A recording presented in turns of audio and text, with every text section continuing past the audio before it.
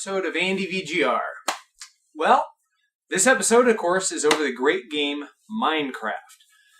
And as someone said, what can I say about Minecraft that hasn't already been said? And that's true. Everybody and their brother has reviewed the game despite it still being in beta. That's right, it's in beta. Now, the time I'm doing this review right now is the game's still in beta. The adventure mode or mod, whatever they're calling it, the adventure update has not come out yet. So it's still in 1.7.3. So I started thinking, you know what, you're right. How can I say something about the game that nobody else hasn't already done or said or put together their 2 cents on? So I started thinking about it and I thought, well, why should I bother reviewing it then? So I'm going to give you a quick what the game is. The game is basically you start in a 3D world. It can be played by yourself or it can be played online. And basically you start off in this 3D world. And that's it. You got some trees and some dirt around you, some sand. Depending on where you start, you could start in the middle of a desert or you could start middle of a forest. The game's like that. As of the current version, there's all kinds of what they call biomes. So you can go and there's like snowy areas, there's desert areas, there's wooded areas, there's like some oceans and stuff like that. And you start mining and crafting items. So first thing you should do is go get some trees. And you punch the trees, you get the wood, you build a workbench that allows you to build pickaxes. And pickaxes allow you to dig deeper. The more deeper you dig, the more dangerous it is. There's lava, there's diamonds, there's zombies, there's creepers. There's everything in the game. It's a fun game to play. It's for all age ranges. I have fun playing it. It's just a great game to play whenever I'm frustrated. I've had a hard day or something. I can just come in and play Minecraft, and just even for a few minutes. It's a nice break. Kids love it. I got my nephew playing it, and he's just like, "Wow, look at the house I built and everything." So Grim comes up to me and he tells me about this great game. He says that one of our other friends told us about it. Actually, one of the other SR Gamers guys. You got to check this game out. You got to check this game out. So I check it out. I'm like, this is so cool. So we agreed to put together a server, and that's what part 1 of this video is about. Now, I'm not going to tell you exactly how to install the operating system and all that. That ain't this kind of how not to make a server is what I'm telling you. I call it how not to make a server because I have gone through a lot of pitfalls, a lot of snares, and I've learned a lot about Minecraft server setup and operation. So, what I'm going to tell you is, from my own personal experience, when we started the first Minecraft server, we're running one, by the way, called Bretonia's Best. You saw it in the credits. I'll pop the address if you'd like to play on it at the end of this video. So, when we started, it was Windows XP on a Pentium 4 with like 2.4 gigahertz processor, somewhere around there. And I think it had a gig or a gig and a half of RAM. That was it. It was an old throwaway computer. And it ran it okay. Then I started thinking about it. I'm like, man, I started looking at how much the start menu takes up all by itself in Windows. And it's called Explorer, not Internet Explorer. It's a completely different thing. And it was around 15 megabytes of memory. Now, we were running really tight on memory, and Minecraft is memory hungry. So I started looking, and I thought, well, I'll replace Explorer with another shell. And that one was something designed after the open source project Lightstep. And that ran about 3 megabytes. And it worked really well. Well then, wasn't long after that, I got access to another machine. This one was a dual processor Pentium 3 900 megahertz. 2 processors, got to be better than 1, and 1.25 gig of RAM. So it's like, it's about the same RAM, and we're getting double the processors. That one worked out good for quite a while. Then I got access, believe it or not, to an even beefier machine. This was a dual Xeon 2.8 gigahertz with dual Xeons, actually 2 physical processors, not dual core or anything. 4 gigs of DDR1, so it's still old. It had SCSI hard drives, the old 32 gig type, but it was at 15,000 RPM. And we ran that server for the longest time. But starting with the Dual 900, I switched the operating system. I was running Windows XP as the OS, and I switched it to Linux, Ubuntu Linux to be 100%. That's my preferred version of Linux. If I have to run a server or even run it on a desktop, I'd rather run something along the Debian branch or Ubuntu if possible. I'm not too thrilled, by the way, with the new 1104 Unity shell, so I'm not even going to get into that discussion. That's a discussion for a completely different video. Matter of fact, I don't even want to talk about it. I'm just sick of it. So, the reason I made the switch to Ubuntu was twofold. One, I wanted to learn more about the Linux command line, and oh my gosh, have I learned a ton just by running this game server. But secondly, because of the memory management, or should I say mismanagement, in Windows XP. I didn't want to get super technical on this, but I'm going to have to. So, from my limited understanding, limited because I don't want to invest the time to study this, I'll tell you how I learned why the memory management is so horrible in Windows, at least on XP, that I just think it's a joke. Okay, so we were running Bretonia's Best from the Dual Xeon box, running Ubuntu Linux. Had been doing it for a long time. It was running well. Sure, it wasn't able to keep up 100% of the time, but it ran good. Now, as you know, in 32-bit computing, you have a maximum memory limit of 4 gigs. And luckily, this box only had 4 gigs of RAM. Well,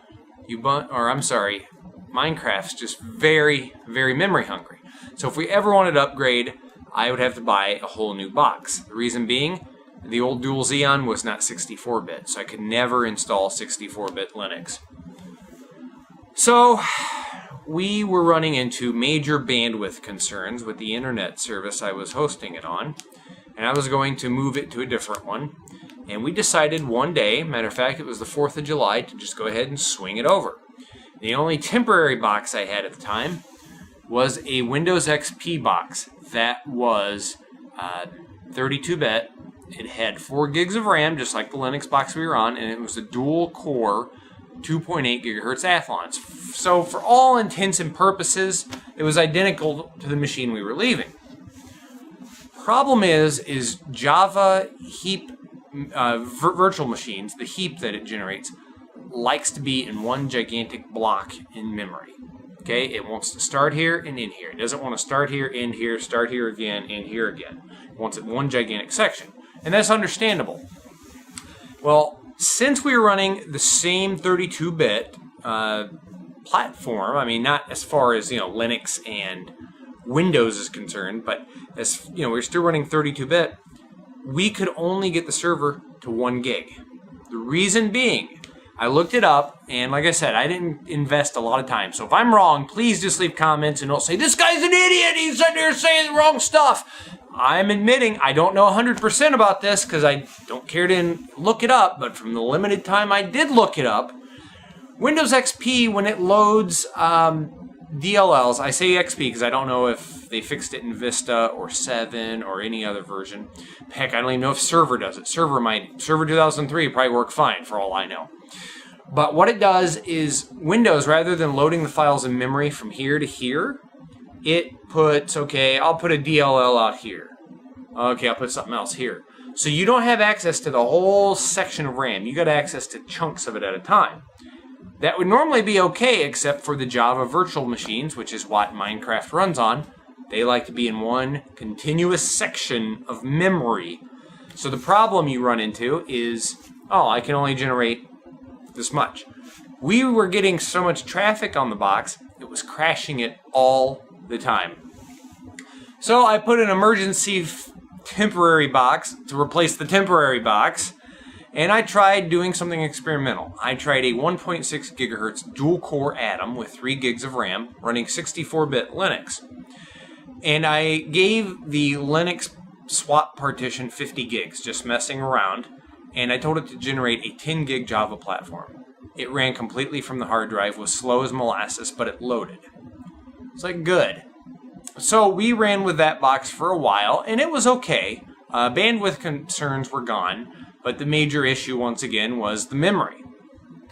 So long story short, the current Bretonia's best is running on a quad-core 2.6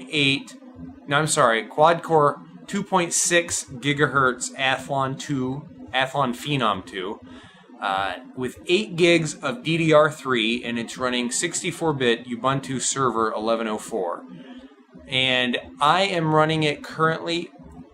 From the best practice I've seen is when you do the Java command in Linux to run the Java file that Minecraft is, whether you're running the just plain, as they call vanilla Minecraft, or if you're running like we are, Craft Bucket, you're going to want to set your start and stop memory sizes.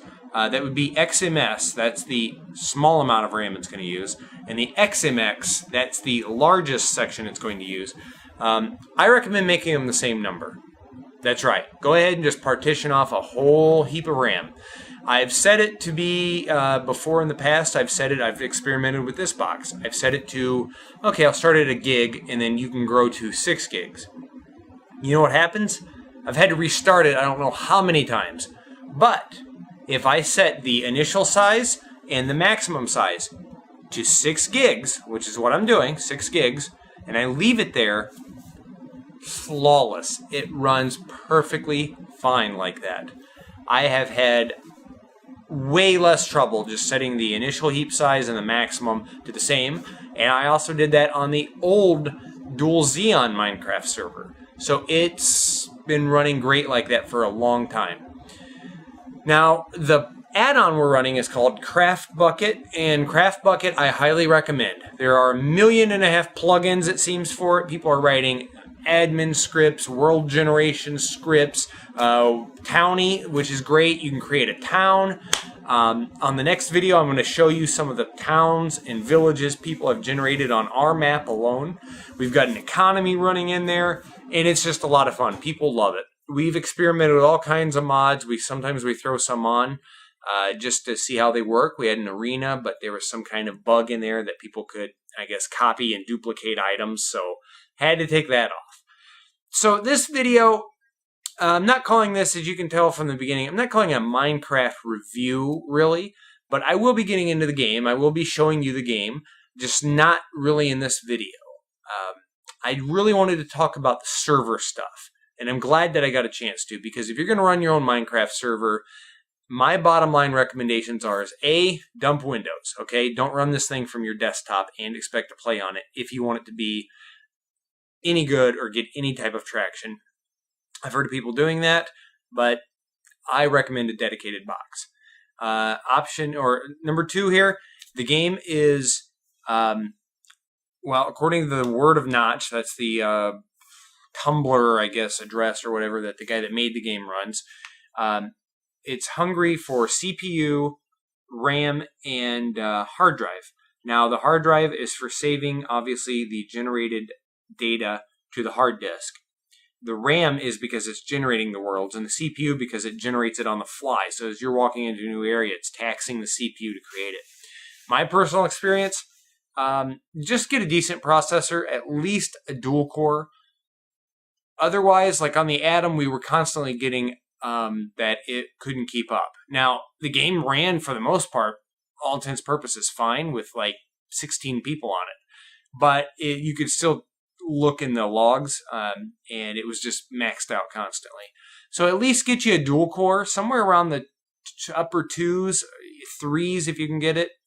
You're going to need a lot of RAM, a whole heap of RAM, and I recommend running some sort of Linux as your distribution for running it. So yeah, dump Windows, get at least a dual core processor, get at least minimum 4 gigs of RAM on the box. So I would recommend 8 like I did, because I partition off and give 6 directly to the game and leave 2 for the OS, because we're also running a Mumble server on there and Crossfire.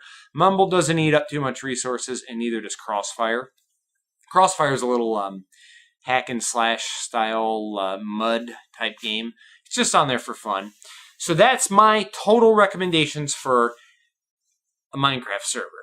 So, in a nutshell, how not to make a server is don't go about it blindly. Just be smart. Get you some good server specs. Get you some decent internet if you're going to run one. And have a lot of fun. That's the most important part. You got to have fun with the server. All right, I will see you guys in part 2 of the Minecraft informational series. That's what I'm calling it, an informational series. Part 2, we're going to talk about the actual in-game stuff as far as the towns and stuff that have been built on the Bretonia's Best server.